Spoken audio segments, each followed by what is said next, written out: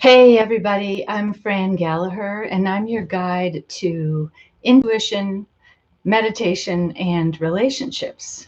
So, as we really develop our intuition and we develop our meditation practice, we are going to become more relaxed. That's the whole point.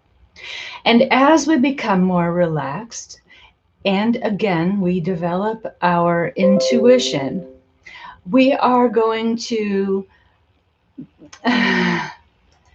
we are going to have two things happen that will sound contradictory.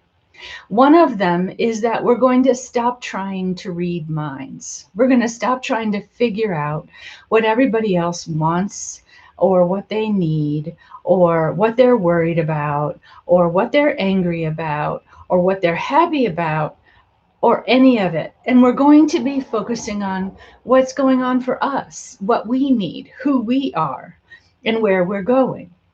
So, as we do that, we also will be much more likely able to read other people's minds when it's necessary. When we get a message, we feel like we know what's going on. We're not efforting, though, to figure out everyone else because we're actually busy with our own wants and needs. So, when we're living from this more relaxed place where we are advancing again spiritually through developing our intuition, developing our meditation practice and skill, and we are developing our relationship skill, then we are going to want to make clear offers and clear requests to the people around us, and we are going to want the same from them. So we have learned, really, actually, in our society, most of us have learned to actually be passive aggressive with asking for what we want.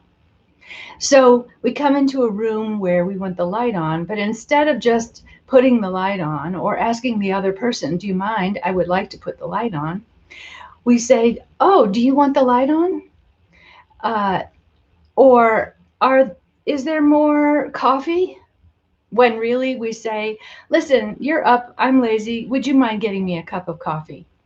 So imagine a world where you could say what you wanted and the other person can say, no, sorry, I'm lazy too. Or we respond with yes, no, or I will get back to you. And other people will do the same. So we are free as adults in this new paradigm to feel our own feelings and allow other people to be in charge of their feelings. We don't have to slam the door. We don't have to stomp around.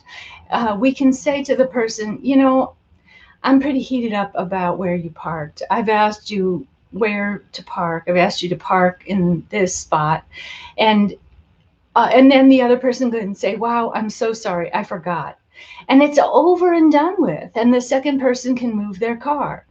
So again, this new world is about allowing us to relax. And when you are around people who are tense all the time, they're like divine in hairspray, they're on their nerve pill is wearing off, you're not going to want to be around those people. You're not going to want to be around people who are spraying their anger all around in a passive aggressive way where they're not responsible for their feelings. So I'll talk more about this tomorrow. But the way we can be accountable and responsible for our own feelings is first to notice them, second, to feel them, third, to have a choice, to be conscious of whether or not we're going to express them. Fourth, we're going to develop skill with expressing them or not expressing them and deciding whether this is really our problem, whether there is really something we can do about it, or whether it's time to just feel our feelings and go on with our lives. So this new world, again and again, I'm going to stress it, is designed to let us relax. It is designed to let us have choice in our relationships so that we're really only choosing relationships where it feels good to be there. It feels good to be in the relationship. So recently, I had an old problem come up, which was where someone I was with wanted me to have one more drink. And this would give them the opportunity to have one more drink. Well, I didn't need one more drink, and I didn't want one more drink. And I was driving, so I wasn't going to have one more drink.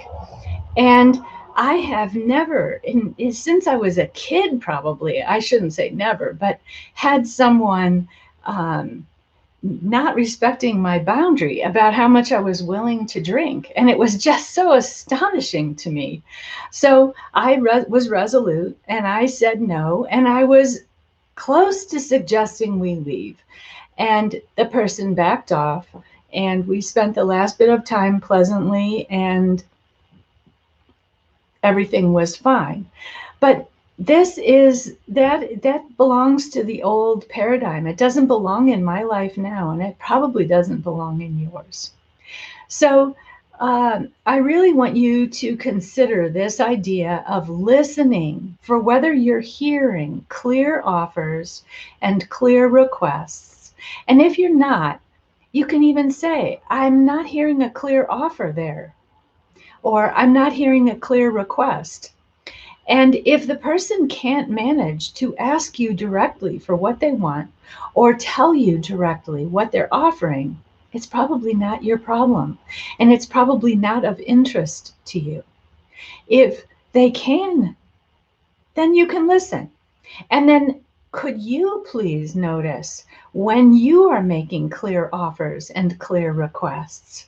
And could you clean that up? I've been working on that for a long time. It takes a lot to make clear offers and clear requests, but then you get used to it. So I recently, someone suggested that I do some work for hire for them. And I didn't follow up immediately because I didn't know if I could do it. So it involved handling a power tool. So I handled the power tool last week. And so I said I could do this work. And they said, well, I'm interviewing someone else. I'll get back to you. So the next day I asked them, um, is that work available for me? And they said, no, I'm going with the other person. And they said it pleasantly. I experienced it pleasantly, and all was well. I was free. This person's an adult. I was free to ask them, make my request, and they gave me an answer. So I want you to consider living in the same world I'm living in, where we are, sorry for the repetition, but I learned by repetition, and I would guess you do too. Let's make clear offers and clear requests. Thank you for joining me, and stay safe in the new paradigm.